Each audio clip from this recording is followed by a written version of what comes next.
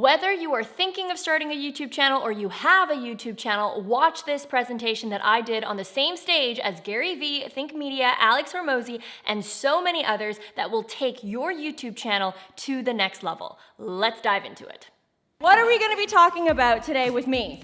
We're going to talk about growing your reach, scaling secrets, and specifically the tactics and the tools that I use to grow my YouTube channel to over 500,000 subscribers and over 28 million views in less than 3 years. Now, I always keep saying this to Sean and Heather, I cannot believe I'm here on this stage because, let's be real, 3 years ago, I was on the other side of this stage. I was watching Think Media, Pat Flynn, all of the creators that you're going to be watching this week because I was trying to figure out how to grow my YouTube channel and how to get started. At the time, 3 years ago, I had just quit my job with no backup plan. All I knew is I wanted to create videos online. And so what I decided to do is, you know what, let's just work minimum wage, let's just be a coffee barista, and let's make videos on the side, and that's what I did. I started small, I started scrappy. I even wrote my video ideas on receipt paper while I was serving lattes at my job. That's where my humble beginnings began. Now, fast forward to today, I now have 500,000 YouTube subscribers, over 200,000 followers on Instagram. I founded a program, the BossGram Academy, where we help creators launch one-on-one coaching programs and sign paid clients using social media. And now we've done over $6 million in sales with over 6,000 clients internationally. Thank you. Now, creating videos online changed my entire life. And I want it to change yours too. But here's the problem. This is our expectation the moment that we post a video. We think it's gonna go viral, we think it's gonna pop off, we spent 7 hours filming and editing and all these things, and this is what ends up happening. But here's the actual reality of what it's like to be a content creator. It's not all sunshine and rainbows, and especially if you decide to do video, it's not an easy job. And here's the truth. It's never been easier to start a channel, and it's also never been harder to grow one. Easier because there's so many people like me, like you, whatever else, that post videos online sharing to people how to actually grow a YouTube channel, how to be successful on social media. But it's also never been harder to actually grow one because we all have instant gratification that it's gonna work right away. And that's simply not true. That's why, before we get started in the tactics and the tools and everything, I wanna walk you guys through the valleys of death that you guys are gonna experience during your creator journey. So let's go through it each one by one.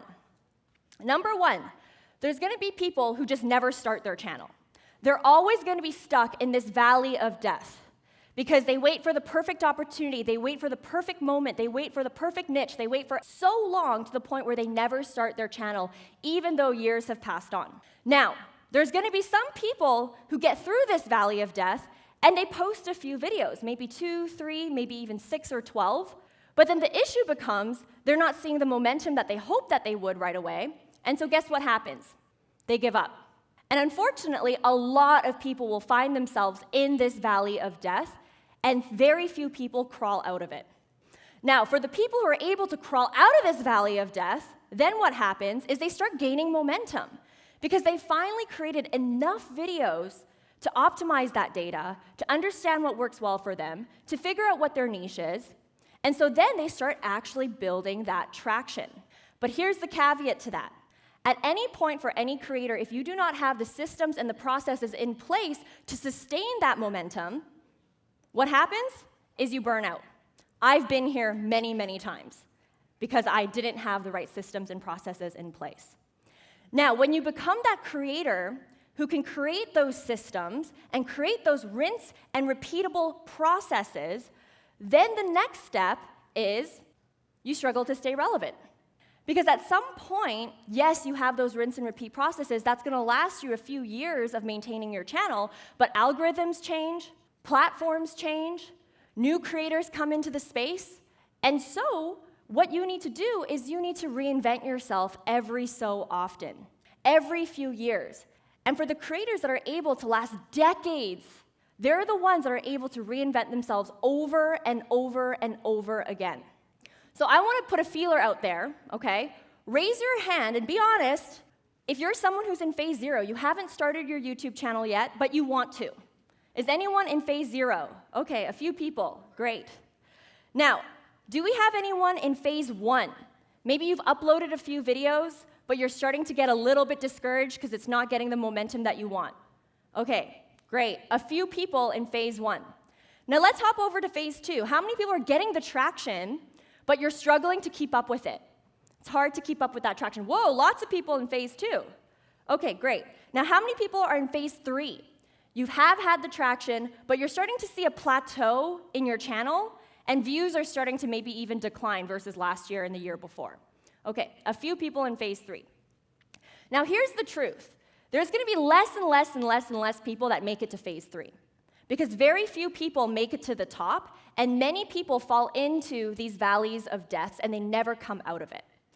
Now, how I've broken down this journey is really in 3 phases. There's those of you who want to start your channel, those of you who want to grow your channel, and those of you who want to scale your channel. And so, regardless of where you're at today, I'm going to give you the tactics to break through each phase so that you can make it to the top 10%. How does that sound? Yeah? Great. So let's focus on phase 1. Those of you who are just starting up your channel, maybe you're not getting the momentum that you're wanting.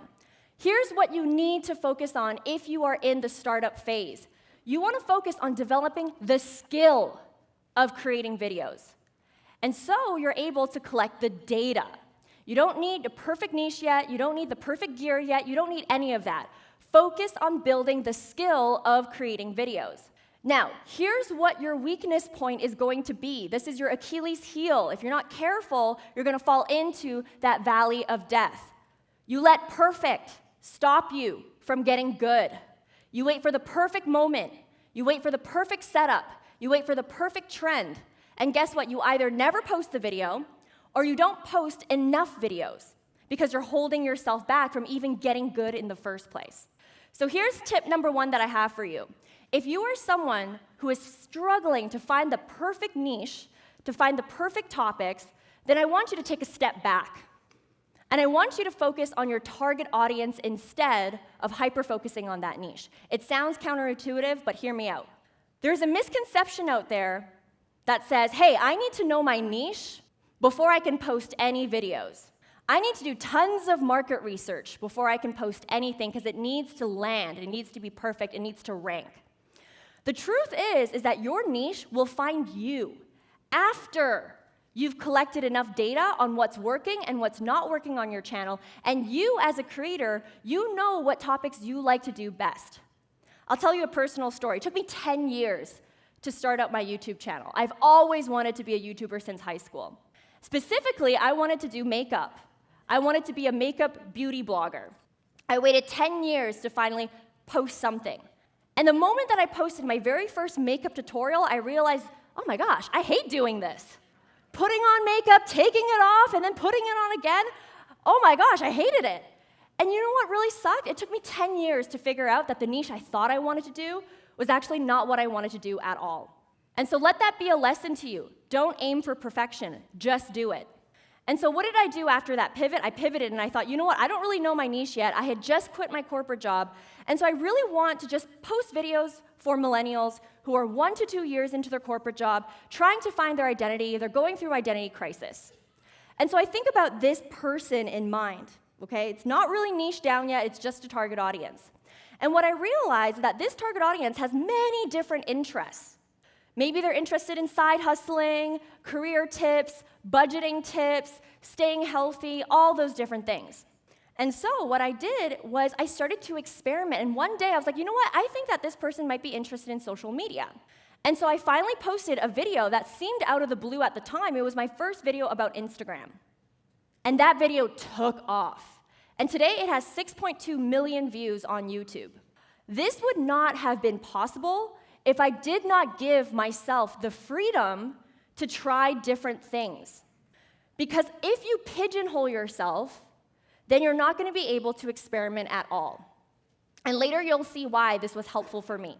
Now, tip number 2, create videos around search-friendly topics. Every person uses the search engine.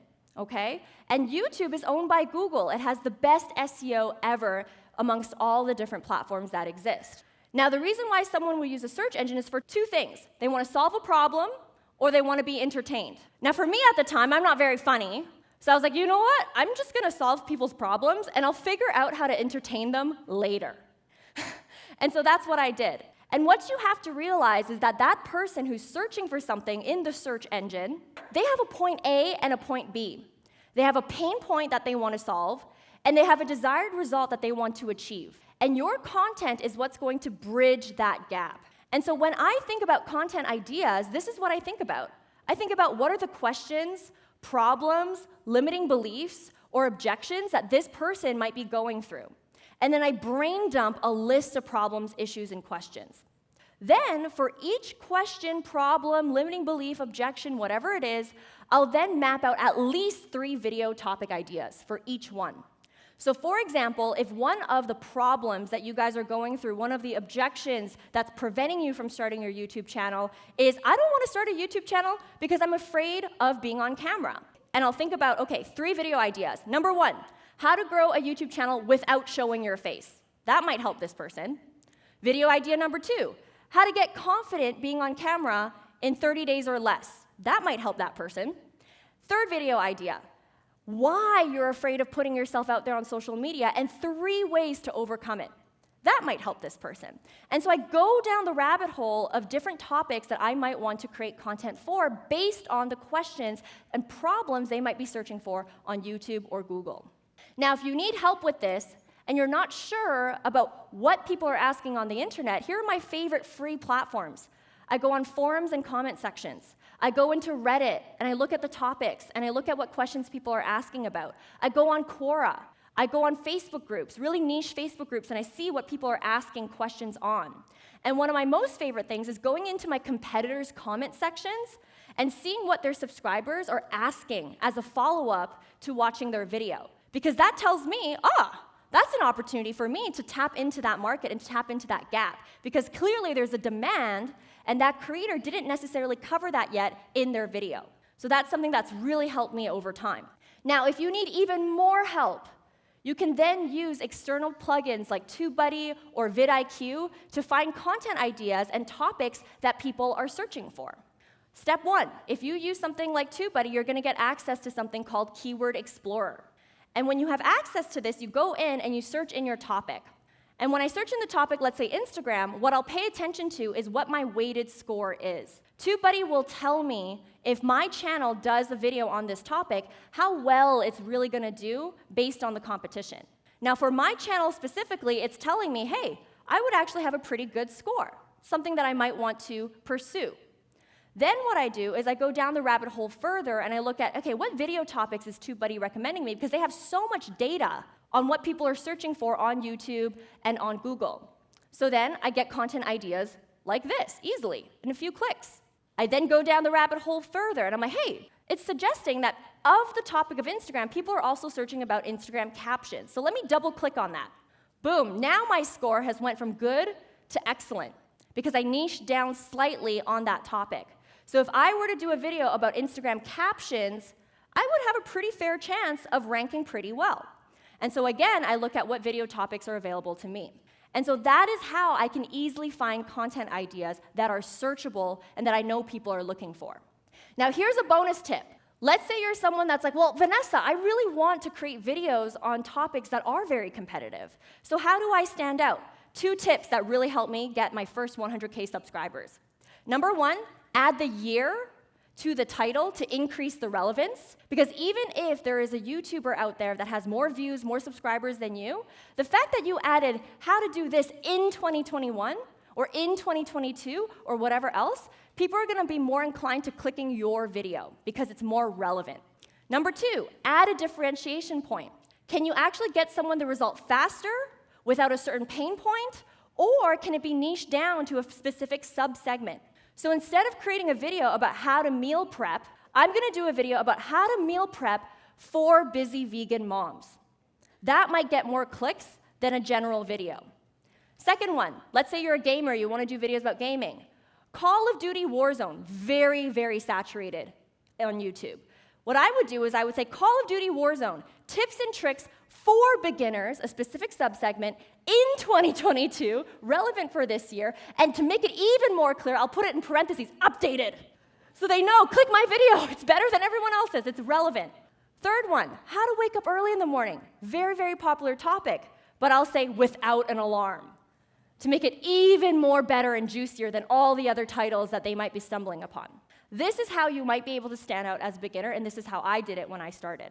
Here's another secret sauce tip that I have. The reason why my video has 6.2 million views is because every year I update the year in the title. I posted this video in 2019, and I will spend the time, thank you, I will spend the time to go back on that video and say 2020, 2021, 22. Guys, I have been milking this video for 4 years already.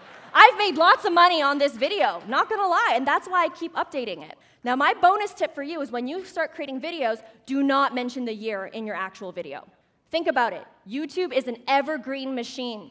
If you want your videos to last longer, be more relevant for the future-proof it, don't mention the year. And try not to put it in the thumbnail, or else you'll have to be like me, going to Canva every single year and updating it. Now, for those of you who are a little bit more advanced, if you want to make your life easier, you could use something like TubeBuddy. They have a feature called bulk editing.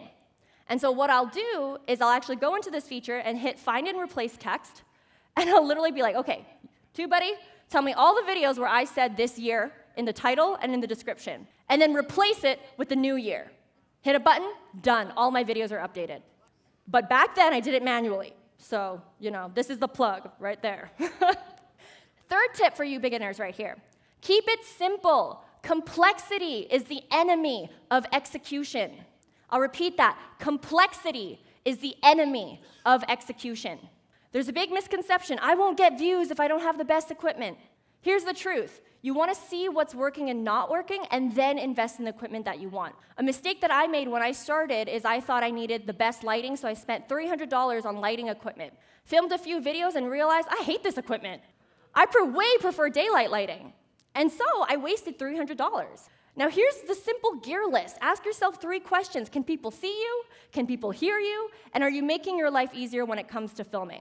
Okay? I literally use this setup right here for my 500,000 subscriber YouTube channel.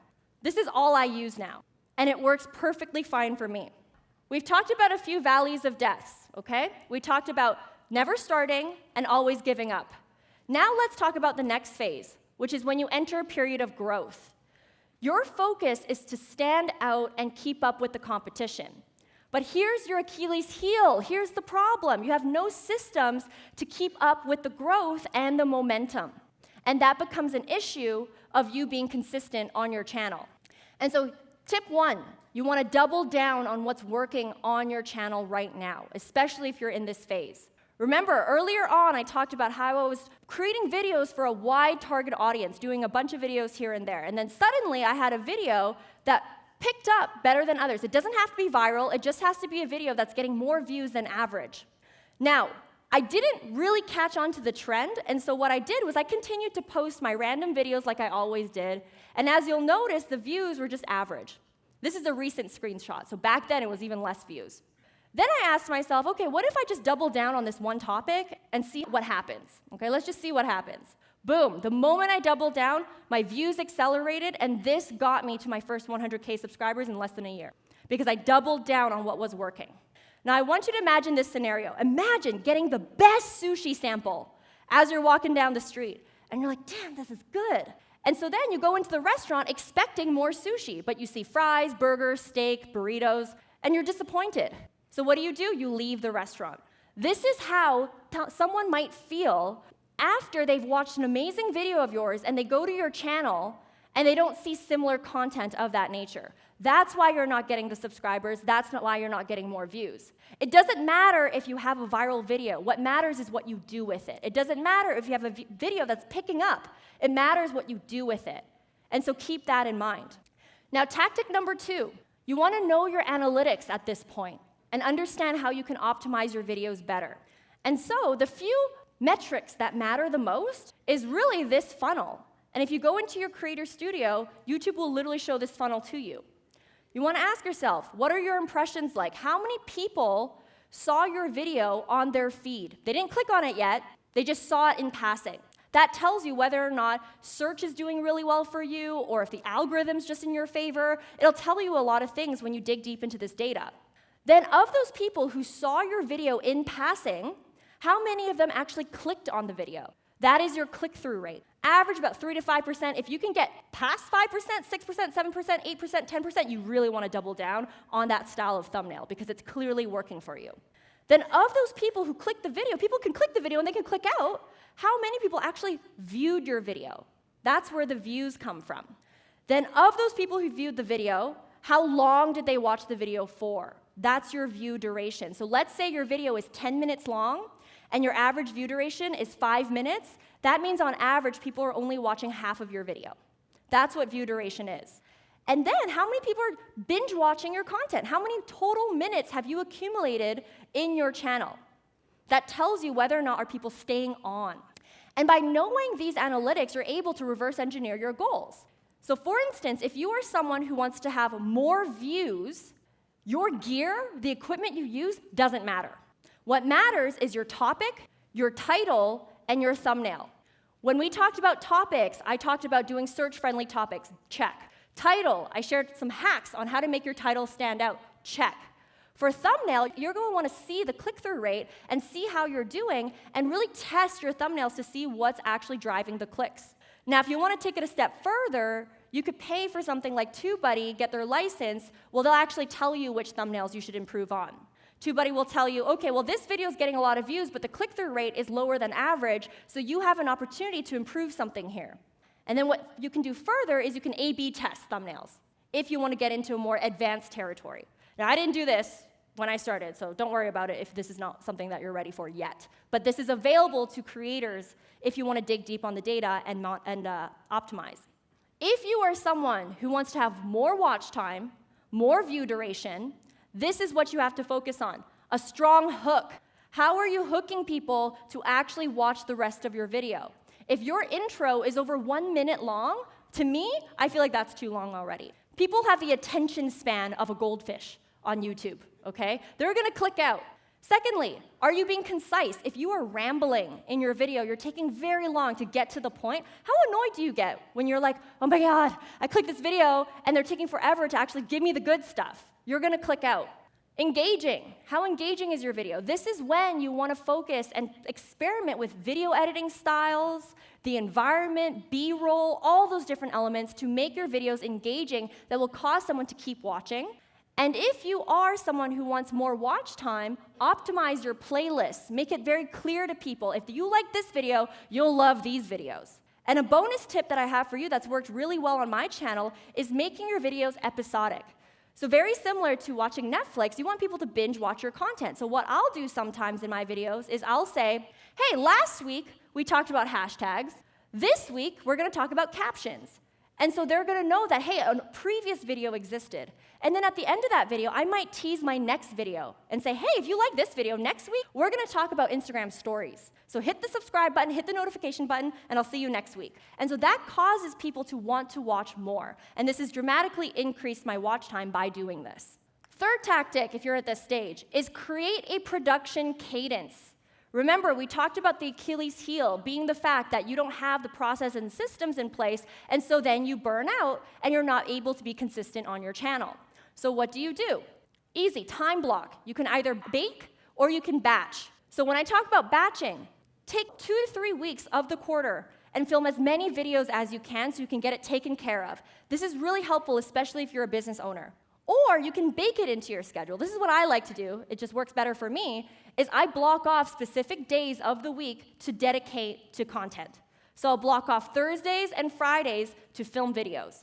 You could also do a combination of both. If you want to bake it into your schedule, make it something that you exercise on. Filming is kind of like fitness, to be honest. You're able to block specific days and batch a few videos so that you're not going to ever run out of content. And for those weeks where you want to take a vacation, you want to take a day off, you absolutely can. What I want you guys to know, though, is you can't copy and paste someone's workflow. That's the biggest mistake you can make as a creator, Because I see so many copy and paste other people's workflows, it doesn't work for them, and then all of a sudden they think that they're a bad creator because it didn't work. When in reality, this is a very, very specific career path, and every creator has different strengths and weaknesses. And so you need to be able to create a workflow that works for you and give yourself permission to do that. It took me a year and a half to find my workflow, okay? And so it's normal if you haven't found it just yet. What I will do today, though, is I'm going to give you examples of workflows that work for me, and you can take the best bits of it to implement it into your cadence.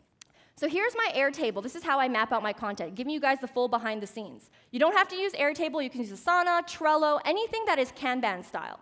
What I'll do is anytime I have a content idea, maybe I watched a movie, read a book, attended a conference, or I'm just sitting down brainstorming, I'll put all of my ideas in this queue. It's just ideas, nothing else.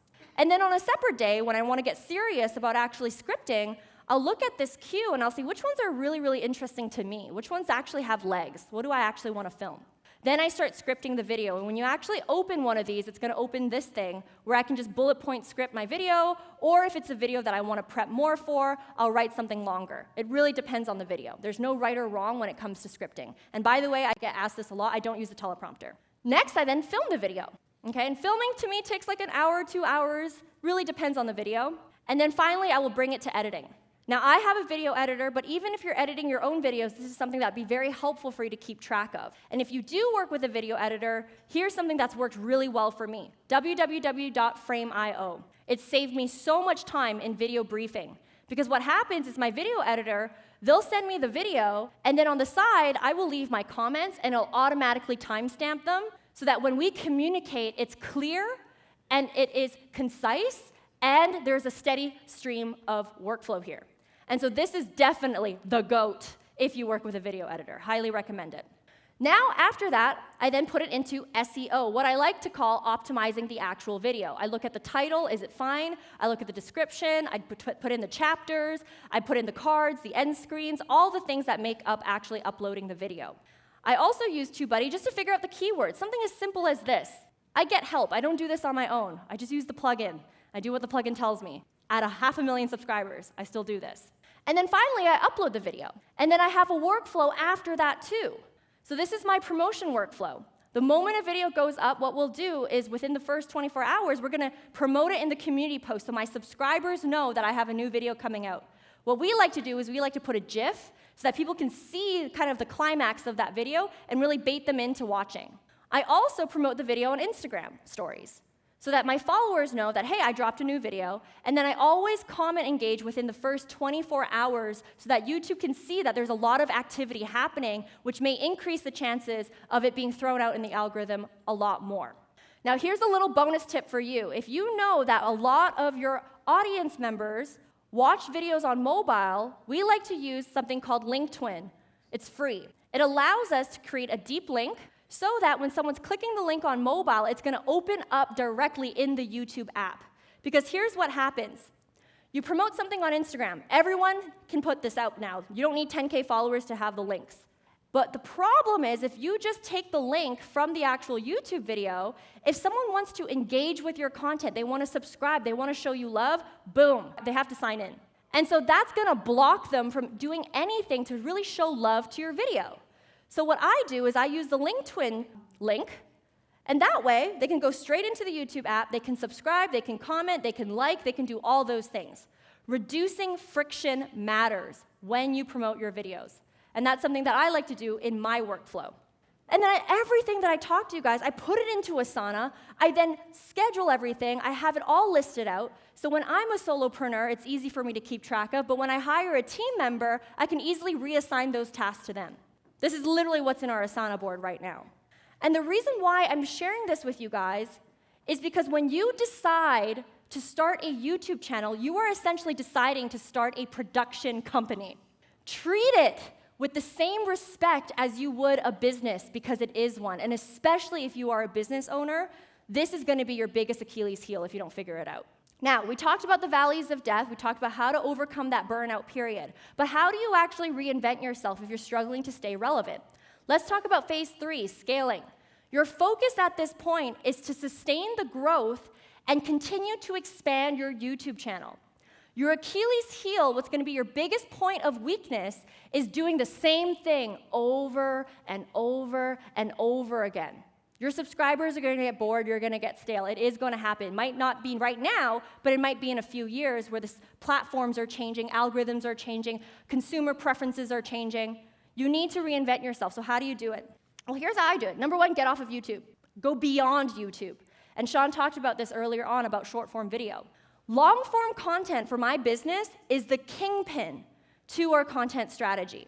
Every single week, I spend the dedication and the time to film one YouTube video and also one long-form newsletter that connects my audience with me. Now, I'm tired. I don't want to be on all these platforms. So since I already did the work on these long-form pieces of content, what we'll do is we'll break those pieces into short form. Instagram, TikTok, Twitter, you name it. And it looks something like this, very easy. I posted a video a few years ago where I shared 5 tips on what posts convert on Instagram. I then took those 5 tips and then turned it into a carousel. And then what I did afterwards is I took those tips and I turned them into short-form videos that I can then put on other platforms like TikTok, Instagram Reels, YouTube Shorts, whatever else.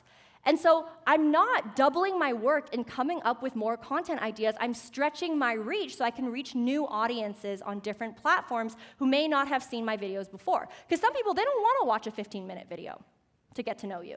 Maybe they just want to watch a 15-second one. Maybe they want to swipe through the carousel and read. Think about accessibility and think about how different people have different ways of consuming content, and that will make you an A+ creator when you think about it in that lens. Tactic number 2, don't just build an audience, build a community. This is going to be extremely, extremely important because one thing I want you guys to think about is if the dollar were to collapse, dollar doesn't mean anything, we head into a new currency, or if all platforms were to go bust, YouTube disappears, Instagram disappears, everything, we head into Web 3, there's different platforms that exist, the only thing that you are gonna have to rebuild yourself is your relationships. And there is a vast difference between having 500,000 subscribers and 500,000 community diehard fans of yours that will go wherever you go. Let's say you decide one day, I don't want to be a YouTuber anymore. I want to launch an e-commerce product. I want to do something else. I want to do software. I want to do whatever. I want to write a book. You want to make sure you have strong enough relationships for people to want to buy those things, to want to follow you wherever you go. And so here are some things that we do really simply to really boost that relationship with our audience. Subscriber shout-outs. This is something you can do today. We notice there's so many people that show love to our videos. How can we give back? How can we make them feel seen, appreciated, loved, and heard? We post their comments in the back of our videos so that they know that we see them. We do content polls. We engage people. We interact with people. We want people to be involved in the creation of our content now. We also started a weekly newsletter series called the CEO Newsletter. A lot of people, my subscribers, love to see my videos, but they want to see the behind the scenes of those videos. They want to know what really goes on behind that lens. They want to know what's going on with my business, with my life. And so we started to create this newsletter series, and on a weekly basis, we have upwards to 30% open rates because they love this content.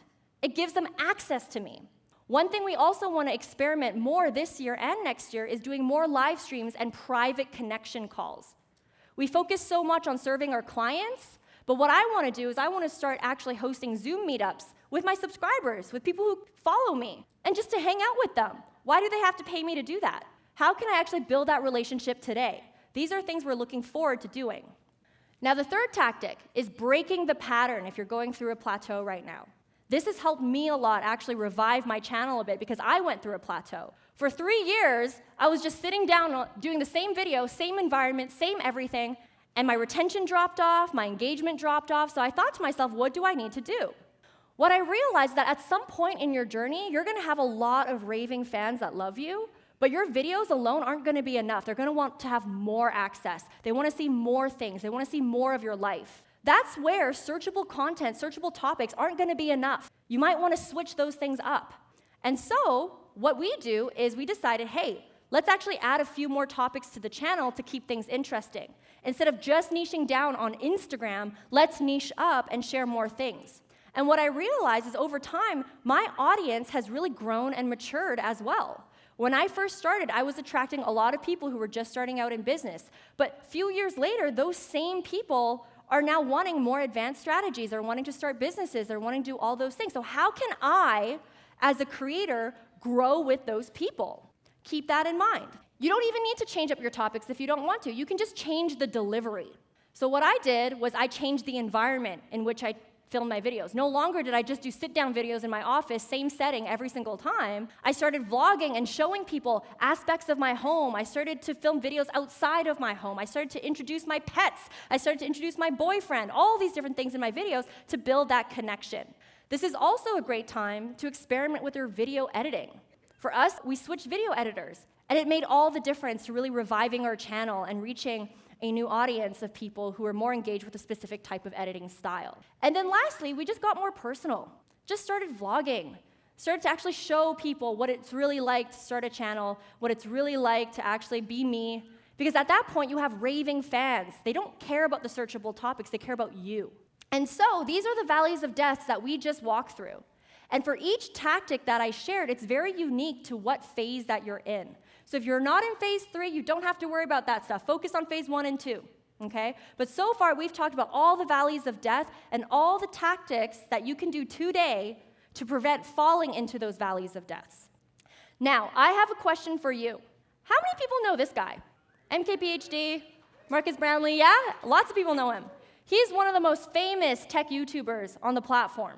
Here's his 100th video that he posted 13 years ago. I took this screenshot like a few days ago, so it has 1.4 million views, but I guarantee you 13 years ago, he probably had no views on this. Why do I show you this? I show you this because if you are someone in this room who's posting 1 video a week and you give up after 3 months, I want to remind you that you've really only given up after 12 videos. I know that when you're doing the video, it seems like a lifetime, but the algorithm doesn't care about that. Your audience doesn't care about that. They only see 12 videos. So does it make sense to give up? No. And so Marcus Brownlee posted well over 100 videos before he saw success. Today he has over 15 million subscribers. You can rest. I highly encourage resting and protecting your mental health as a creator. But what I don't encourage is giving up. Because as you can see through these valleys of death, starting, growing, and scaling a YouTube channel takes time. And remember, the information that you learn at a conference like this one is useless unless you take action on it. So whatever you learn today, tomorrow, the next day, take action, take notes, take the best nuggets of wisdom, and start applying it to your businesses and to your videos. Make this your year. Speaking of taking action today on your YouTube channel, if you need support with that, make sure you watch this video that I have here. It is a step-by-step, in-depth tutorial on how to create videos and start your YouTube channel today. Thanks so much for watching this presentation, and I will see you in this video next.